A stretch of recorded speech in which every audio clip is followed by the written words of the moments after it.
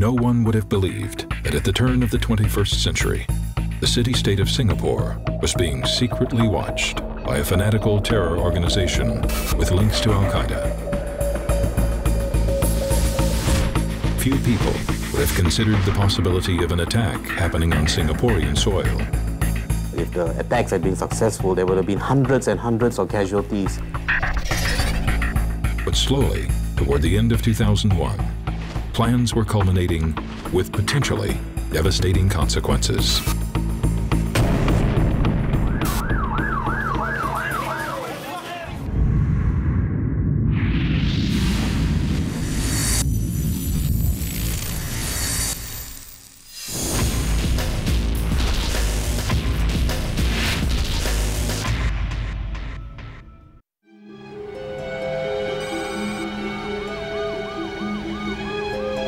Singapore, home to one of Southeast Asia's most economically stable and multicultural societies.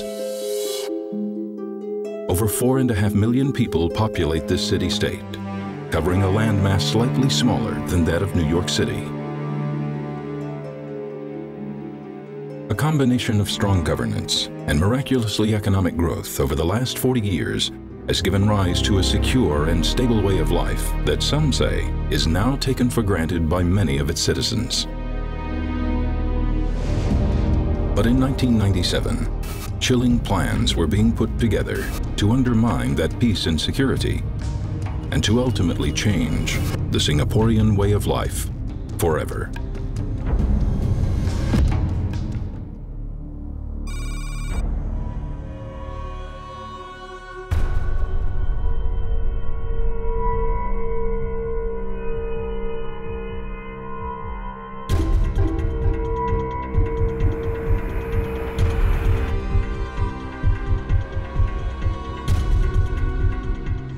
US military personnel will be dropped off from the bus and you will walk towards the MRT station. And this is one of the buses, one of the regular buses that ferry the military personnel from Sembawang to Yishun MRT station. Rush hour in the northern suburbs. A young Singaporean man stands opposite the entrance to Yishun MRT train station and records on video the scene in front of him. This is the bicycle bay as viewed from the footpath that leads towards the MRT station. You will notice that some of the boxes that are placed on the motorcycles, these are the same type of boxes which we intend to use.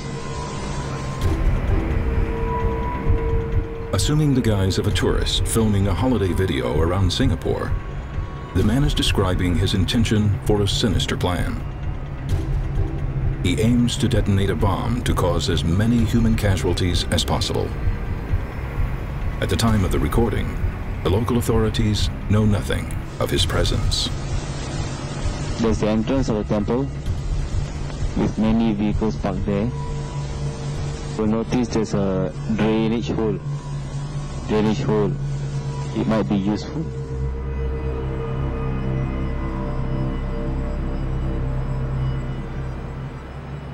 Having gathered his necessary reconnaissance material, unbeknown to the man making his getaway, his videotape would later be found in one of the most dangerous places in the world.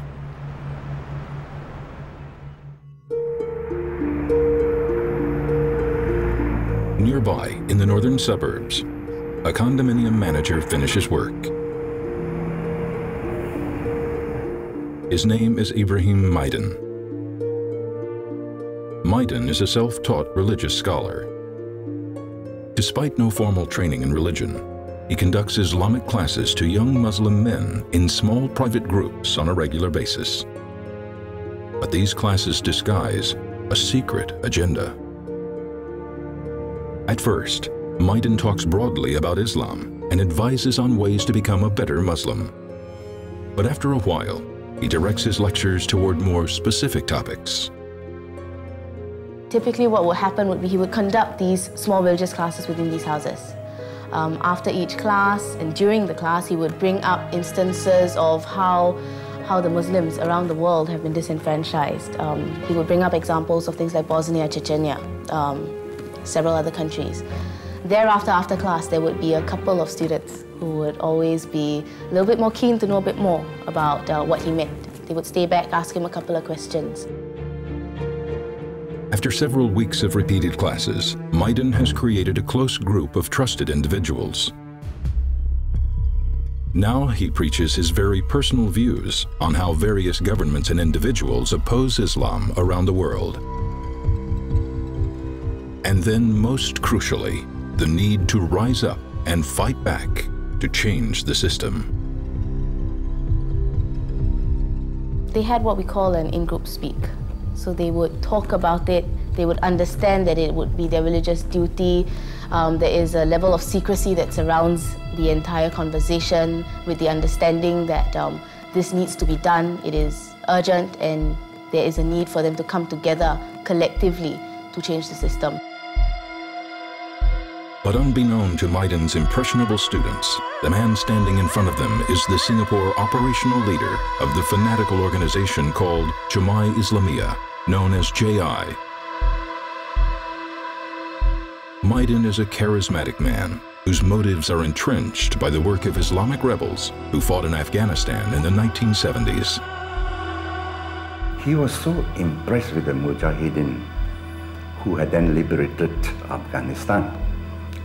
He even entertained the idea of getting Singaporean Muslims to go and live in Afghanistan, which he considered a truly Islamic state. Maidan's students are being assessed to see whether they will join JI, and for some, go on to make what he claims as the ultimate sacrifice in the name of their religion.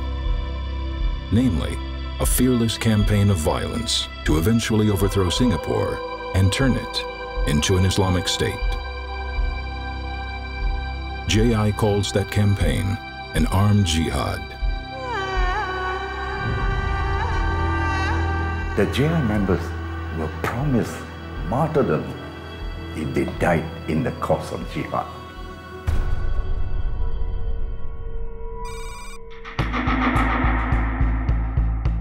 As twilight descends across Singapore and people head home after work, behind the closed doors of another suburban address, the Singapore JI cell is busy playing host to another secret meeting. A Singaporean JI cell member by the name of Khalil Jafar is present. Jafar works as a printer, but he secretly harbors a specialist's knowledge in explosives and bomb making. The JI in Singapore depends very much on video reconnaissance of their targets, and this is usually done over several visits. At the conclusion of their visit, what they would do is to compile the videos together into a composite video, which will then be used for their final preparations and planning.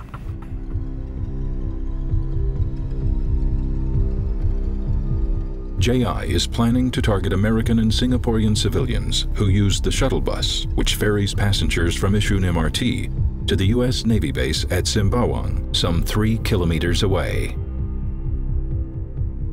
At the time, neither the authorities nor any known member of the public have any idea of a terrorist organization presence in Singapore. JI is operating covertly and completely undetected. Before the attacks can be carried out, JI needs the blessings of their most senior authority. In mid-1999, Jafar sets off from Singapore, bound for Afghanistan. His mission is to present the plan to attack the shuttle bus at Yishun MRT train station to senior members of Al-Qaeda for their approval.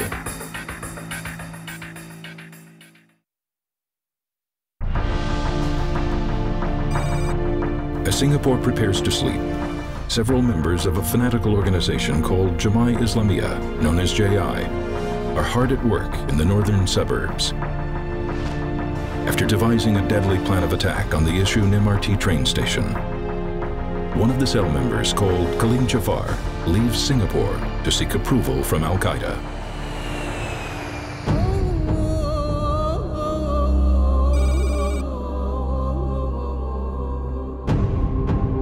JI cell member Khalil Jafar arrives from Singapore to brief Mohammed Atef on his plan. Atef is number 3 in command with Al-Qaeda and a close aide to Osama bin Laden. He briefed them in English because they could not speak Malay, and Khalim's Arabic was limited. After watching the video, Al-Qaeda leader Mohammed Atef gave the go-ahead for the plan to be carried out. Analysts say that when JI plans to attack targets in the name of their religion, they would call such an act an armed jihad. However, among the Islamic faith, the real definition of jihad is rooted in a complex and delicate history. The classical understanding of jihad is struggle. It's not armed struggle per se, but it's struggle. In fact, many classical sources refer to jihad as a struggle against oneself to overcome one's baser instincts. So it's a struggle to be a better person.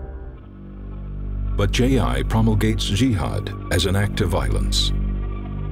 Violence as a means to achieve their ultimate goal of not only overthrowing Singapore and turning it into an Islamic state, but to do the same across multiple countries in Southeast Asia.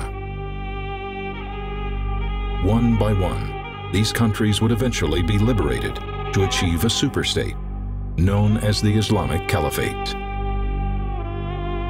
JI has always believed in the Al-Qaeda worldview that the only way to achieve the goal of creating a pan-Southeast Asian Islamic state is to use force, essentially because the governments in Southeast Asia are either secular or believe in governing philosophies that are, in the JI view, anathema to the Islamic conception of the world. But in the case of the proposed attack at Yishun MRT train station in Singapore, JI is not targeting political icons, but instead, ordinary civilians. Civilians are seen as guilty because of they pay taxes and they give political support to governments that then go ahead and oppress Muslims in different parts of the world, like Palestine or Afghanistan or even Chechnya or Bosnia. So to that extent, civilians in the JI and Al-Qaeda conception of the world are not innocent. One chilling example where civilians are regarded with little innocence happens in October 2002 on the Indonesian island of Bali, when 2 massive explosive devices go off, killing over 200 people. Former JI terrorist Idris played a key logistics role in the bombing of a 3rd target, a U.S. consulate building in Bali, acting as a link between the planners and the field operatives. Following his 8-year jail sentence, this is the first time Idris has appeared in a television interview. He recalls being indoctrinated to the JI movement and learning of JI's interpretation of jihad. Isi dari penghantar itu, yang penghantar kita ke dalam itu, hanya dikenalkan bagaimana perjuangan, seputar perjuangan. Yang dimaksud dengan yang saya terangkan tadi, yang maksudnya perjuangan itu ya bentuknya jihad. Pemahaman yang mengarah kepada jihad ya. Ya dari awalnya memang yang namanya jihad intinya kita peperangan, berperang ya. And that war, according to JI indoctrination, is an order sent from the highest authority. Perintah jihad itu kan dari Allah, bukan dari manusia. Karena kita beribadah kepada Allah, apa yang diperintahkan kita lakukan. Berarti itu pesan Allah, perintah Allah. Outside Yishun MRT train station in Singapore, the so-called armed jihad being planned against commuters using the shuttle bus is within weeks of execution.